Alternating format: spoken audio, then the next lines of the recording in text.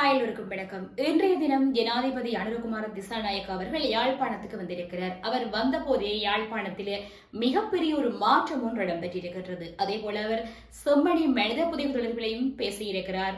மயிலட்டி துறைமுகத்திற்கும் சென்றிருக்கிறார். அங்கேயுமே வேலைகள் நடைபெற்றுக் கொண்டிருக்கின்றது.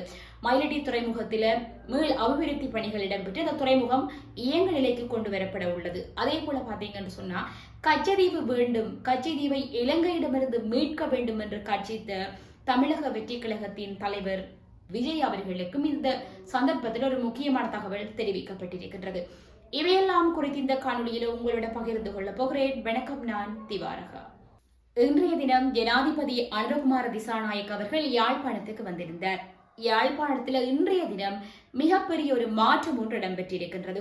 எல்லோருக்கும் தெரியும், இந்த கடவுச்சீட்டு அலுவலகம் ஆரம்பிப்பது தொடர்பில் நீண்ட நாளாக தொடர்ச்சியாக பேசப்பட்டுக் கொண்டிருந்தது. இந்நிலையில இன்றைய தினம் ஜனாதிபதி அனுரகுமார திசாநாயக்க அவர்களால் யாழ்ப்பாணத்தில் கடவுச்சீட்டு அலுவலகம் உத்தியோகபூர்வமாக திறந்து வைக்கப்பட்டிருக்கின்றது. இங்குதான் மிக முக்கியமான மாற்றம் ஒன்று இடம்பெற்றிருக்கின்றது. உங்களுக்கு தெரியும், தமிழ் மொழிக்கு முக்கியத்துவம் கொடுப்பது என்பது, அதுவும் தமிழ் மொழியை முதலாவதாக அங்கீகரித்து ஒரு இடத்துல பெயர் பலகையில பதிவிடுவது என்பது இலங்கையில யாரும் பார்த்திருக்காத ஒரு விடயம். எங்கேயுமே, அதாவது அரச நிறுவனங்களில தமிழ் மொழிக்கு முக்கியத்துவம் கொடுக்கப்படுவது இல்லை.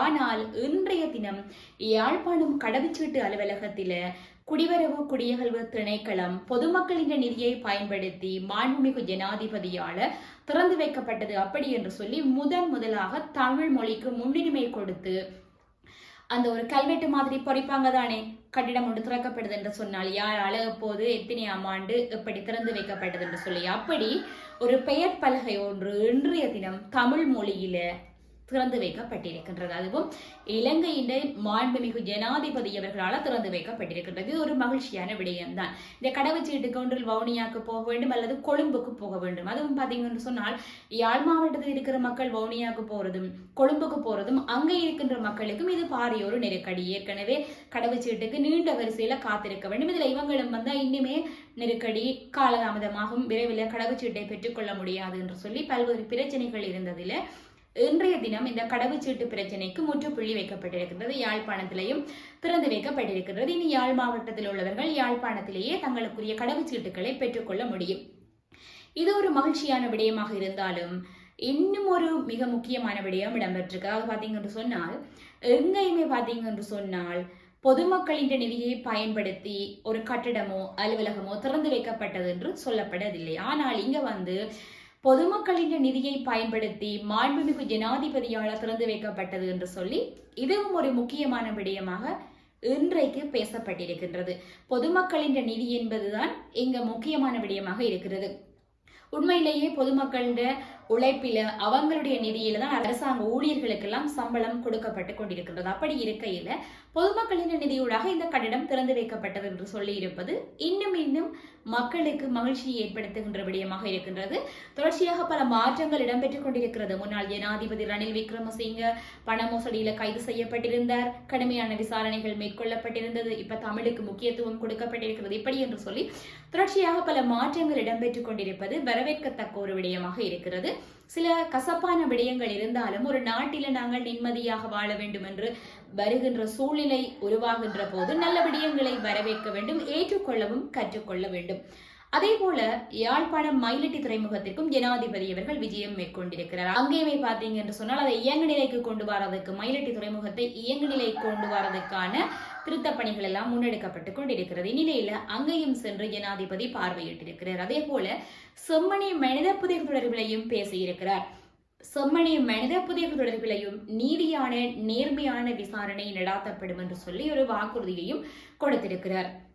சரி, இன்னும் ஒரு முக்கியமான விடயமும் இந்த தருணத்தில் பேசப்பட்டிருக்கின்றது. அதாவது கடந்த சில நாட்களுக்கு முன்பு இந்தியாவில தமிழக வெற்றி கழகத்தின் தலைவர் விஜய் அவர்களால அவர்களுடைய கட்சியின் 2வது மாநாடு மிக பிரம்மாண்டமான அளவில் நடாத்தப்பட்டது.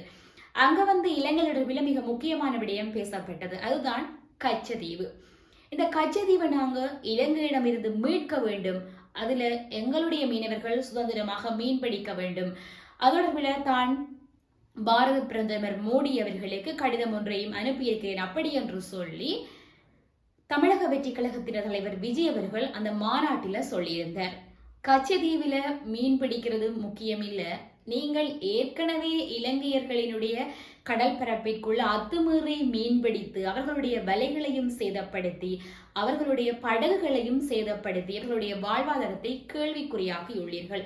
மிகப்பெரிய ட்ரோலர் படகுகளில சின்ன மீன்களை கூட ஒன்றும் விடாமல் ஒட்டுமொத்தமாக வழித்தெடுத்து செல்லுகிறதால இலங்கை மீனவர்களின் வாழ்வாதாரம் தொடர்ச்சியாக பாதிக்கப்பட்டு கொண்டிருக்கிறது. இந்நிலையில கச்சதீவையும் நீங்கள் மீட்டெடுப்போம், அதிலையும் நீங்கள் தான் மீன் பிடிக்க வேண்டும் என்று சொன்னால் இலங்கை மீனவர்களின் வாழ்வாதாரம் மிக படுமோசமாக பாதிக்கப்படுகின்ற சூழ்நிலை ஏற்படும். ஆகையால இதற்குள்ளேயும் ஜனாதிபதி என்ன சொல்லியிருக்கிறார் என்று சொன்னால், எந்த ஒரு செல்வாக்கிற்கும் நான் அடிபணிய போவதில்லை, இலங்கை மக்களுக்காக நேர்மையாக நீதியாக செயற்படுவேன் அப்படி என்று சொல்லி ஜனாதிபதி சொல்லியிருக்கிறார். இந்த கச்சதீவு விவகாரத்தில தமிழக வெற்றி கழகத்தின் தலைவர் பேசிய பிற்பாடு இலங்கையில இருக்கின்ற அரசியல்வாதிகள் எல்லோரும் இதொடர்பில் எதிர்ப்பு கருத்தினையும் வெளிப்படுத்தியிருந்தார்கள். இப்படி இருக்கையில ஜனாதிபதியும் தற்போது மிக ஆழமாக சொல்லியிருக்கிறார், தான் எந்த ஒரு செல்வாக்கிற்கும் அடிபணிய போவதில்லை, கச்சதீவை கொடுக்கவும் போவதில்லை அப்படி என்று சொல்லியிருக்கிறார்.